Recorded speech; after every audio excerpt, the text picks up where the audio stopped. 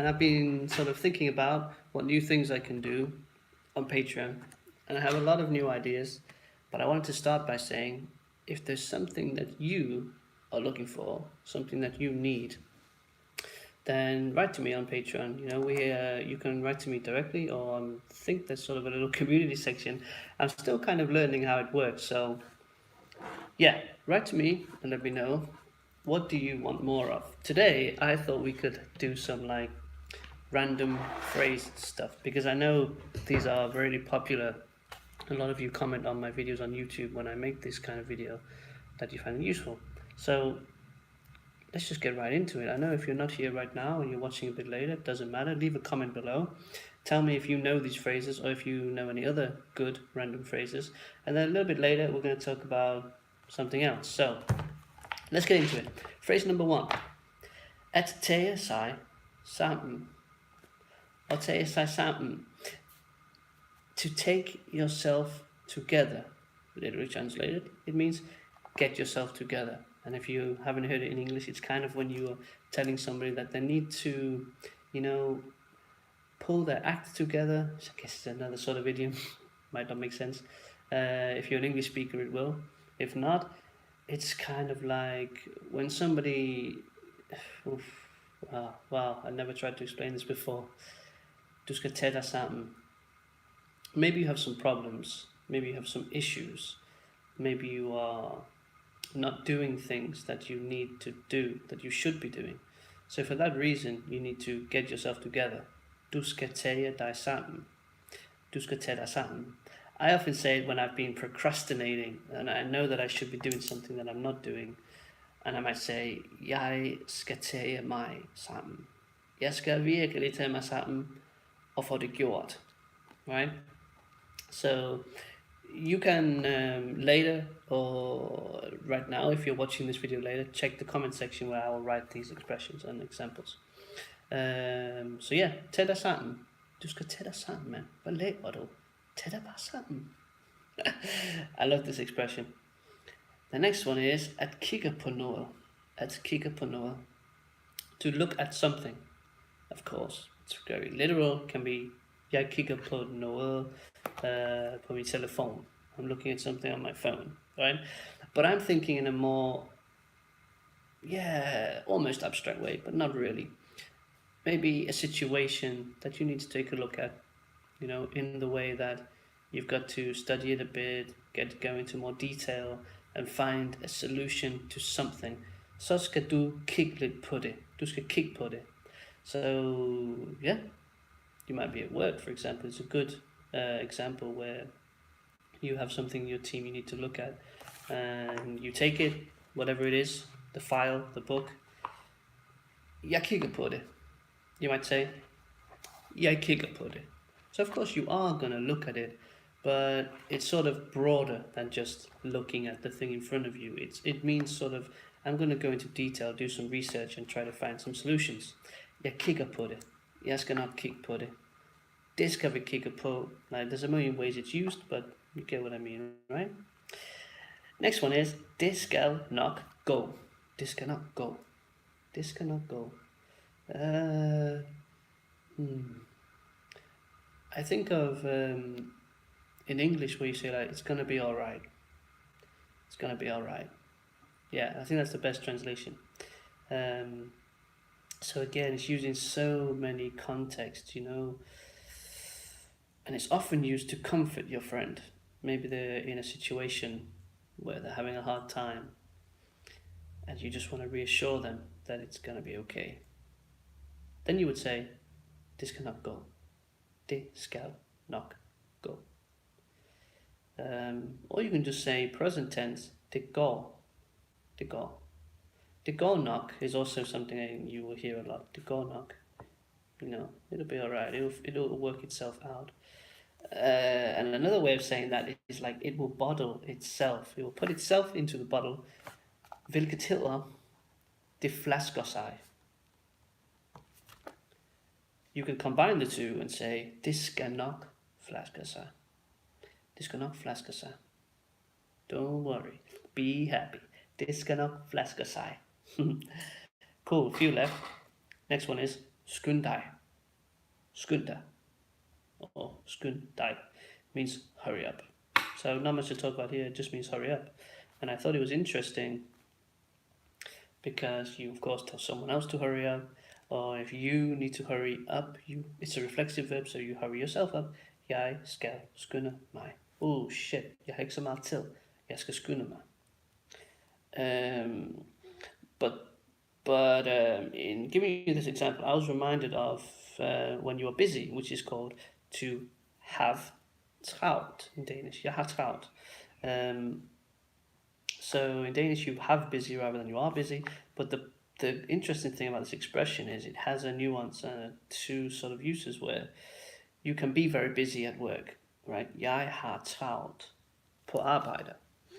I'm busy at work. But you can also use it in the way of when you are a bit late for something, as in you need to skynde dig, du skal skynde dig. And you can also say, jeg har travlt in that context, which means now I'm busy, I need to rush. You know, jeg skal skynde mig, jeg har travlt nu. I don't have much time, better get going. Okay, cool. This one is a bit random, but it's something that came up in my class today, which was the difference between at vise, to show, and at vil, to know. The problem is that in the past tense they are very, very similar. So vise becomes viste. No, sorry, viste. I'm getting confused now. At vise, to show, viste, past tense. I know I showed you. Yeah, viste dig. And at vil, to know, past tense, viste. So you have viste and viste. Hasta la vista, baby. So I wanted to use this viste, past tense of to know. I knew it. Jeg vidste det. Jeg vidste det. I just think that's a really good example of a sentence that can be used in many, many ways. Because you can complete the sentence. You can go on to say, jeg vidste, at han ville gøre det. Right? I knew he would do it. Or, I didn't know. Jeg vidste ikke. For example, I didn't know anything about it. Jeg vidste ikke noget om det. Jeg vidste ikke noget om det. And also just in general conversation, I think it's a sentence that comes up a lot when somebody tells you something that you didn't know. So, you know, just saying, det vidste jeg ikke. Det vidste jeg ikke. So, notice there, two pronunciations. Det vidste jeg ikke. Det vidste jeg ikke. That's a very clear pronunciation. But a very fast, almost colloquial pronunciation would be, det vidste jeg ikke. Det vidste jeg ikke. Det vidste jeg ikke. Cool. Last one I have is vel ellers. Vel ellers. And this came up during class because it's something I often question when we're talking about a subject and I'm like, what else? What else could it be? Now I've asked the question already. Okay. Hvad ellers? For example, I don't know. Why is it good to travel? Hvorfor er det godt at rejse? Right? And you give some examples. Det er godt fordi man kan møde nye mennesker. It's good because you can meet new people. Okay, cool. Hvad ellers? What else? And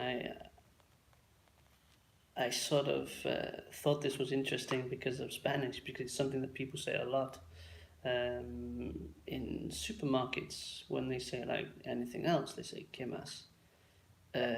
But in Danish, I probably wouldn't say hvad ellers. I would say in that case, ellers andet. Ellers andet. So we have sort of 2 for 1 in regards to Spanish. What we say in English? Anything else? Anything else? Yeah, I think there's only one way of saying it. Yeah.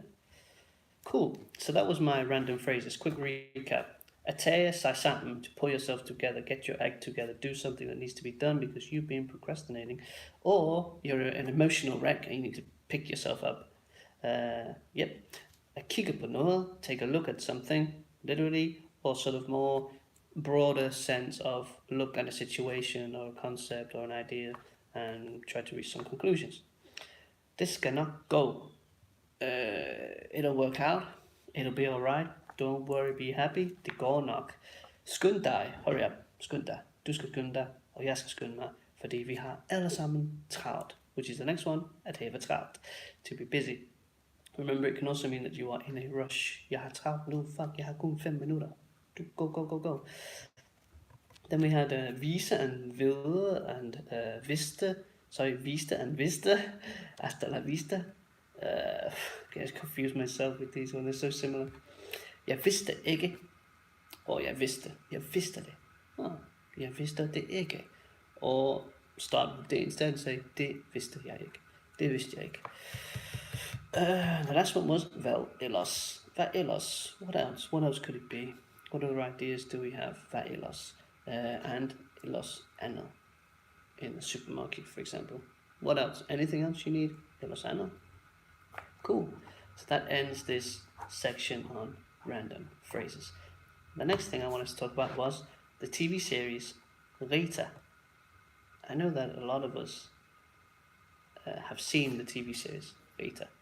I've seen it 1 or 2 times, and I'm actually watching the first series again. Jeg ser sæson nummer 1 igen lige nu.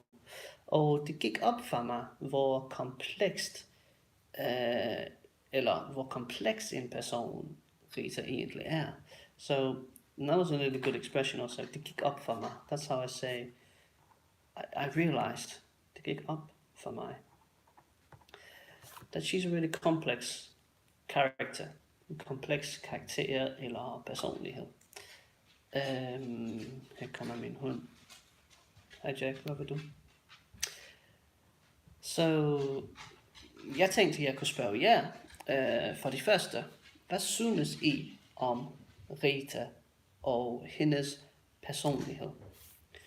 Hvad for en slags person er Rita? What kind of person is Rita? What do you think about her character, her personality? So write in the comment section and see if we can gather any words, phrases, interesting stuff about Rita and her karakter, her character, or her personlighed, personality. Fordi jeg tænkte, at hun er som sagt meget kompleks på en måde. She's very complex, meget dyb. Hun har mange dybe følelser. Deep emotions. And also, at hun er meget fejlet. This is a word that I think of when I think of her. Fejlet, which now the English word is escaping me. She is flawed. Yeah, she has flaws. Hun er et menneske, trods alt. She's a human, of course. But you know, she has this character of being portrayed as being very cool, sort of the relaxed, hip sort of teacher. And you can connect with that really well, and the students connect with it. Og det er også fordi, at hun holder af hun holder af sine elever. She cares about, hun holder af her students, she really cares about them. Og det kan gøre det meget svært faktisk nogle gange. It makes it really difficult for her sometimes, because det er svært for hende at holde tingene adskilt. It's difficult for her to keep things separated, like her work and almost her personal philosophy, hendes filosofi. Det er en meget stor del af det, hun laver. It's a very big part of what she does. Like some of the teachers, and you see it with the guy, I think his name was Eric or Erik, if I remember rightly. There's a scene where he's talking to Yardis, and because she's being bullied by some of the parents, and he basically tells her that she should be usynlig. Right? He asks her, what did you do when you were a child and you were mobbed, du blev mobbed, you were bullied? And he said, yeah, du gjorde dig usynlig, because like you made yourself invisible, right? So you just need to do the same thing with this. So he has that approach of just like taking it back, like he goes to work, punches in and goes home again. He doesn't want to like stir anything up or make any trouble. Hvorimod, whereas Rita, hun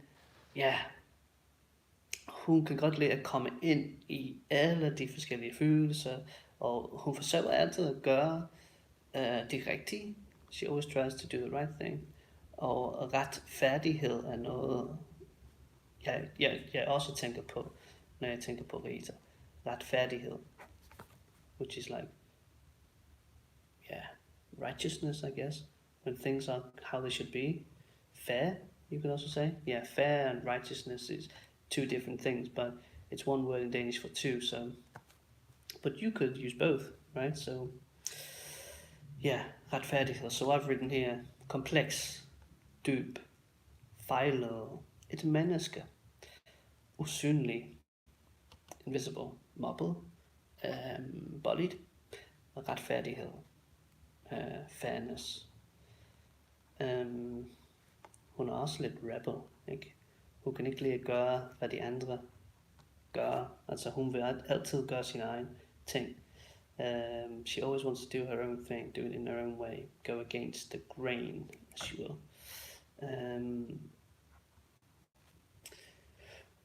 Jeg tænker meget på det med at være fejlet. Hun er fejlet. She's flawed. You will notice, if you haven't seen it, go and check it out. But if you've seen it, you probably notice also that she cares so much about her students, her work life, but her own children sometimes get left behind. Så hendes egne børn, de tænker nogle gange, min mor, hun er for optaget af sit arbejde, at hun glemmer lidt at passe på os. Og der er også en scene, hvor Jeppe, hendes søn, hun tager ind for at snakke med Helle, i stedet for at han tager en snak med sin mor. So yeah, he speaks with the other woman, Helle, and rather than speaking to his mother, and Rita gets a bit pissed about it. Well, not pissed, but I think she's a bit hurt because she expects her son to be going to her. So yeah, skriv i kommentarfeltet, hvad du synes om Ritas personlighed. Hvad for nogle ord kan du tænke på? Write in the comment section. What do you think about Ritas personlighed? And what sort of words do you think of when you think about her personality? And apart from that, hvad synes du om serien generelt? Ikke? What do you think about the series in general? Er den god? Er den fed? Er det nogle gode skuespillere med? Is it good? Is it cool? Are there some good actors in it? Or er det ikke noget for dig? It's not for you. Foretrækker du en anden stil? Do you prefer another style? Eller en anden slags, en anden genre, måske another genre, maybe. Fordi Rita, ja, det er sådan lidt en komedie, ikke? It's a bit of a comedy, men jeg synes også, det er lidt svært at sige, hvad for en genre den egentlig er. It's also a little bit difficult to say exactly what genre it is. Fordi den er komedie, men det er sådan lidt drama i den også. Ja, det synes jeg er meget interessant, så det må I tænke lidt over. Skriv til mig, jeg glæder mig til at høre, hvad I synes om Rita, men også om de her tilfældige sætninger, som jeg har fundet på. Tak for denne gang. Jeg håber, at du kan være med live næste gang. Og hvis ikke, så har I adgang til videoen her. Så I ser den bare. Tak for i dag, og vi ses. Hej!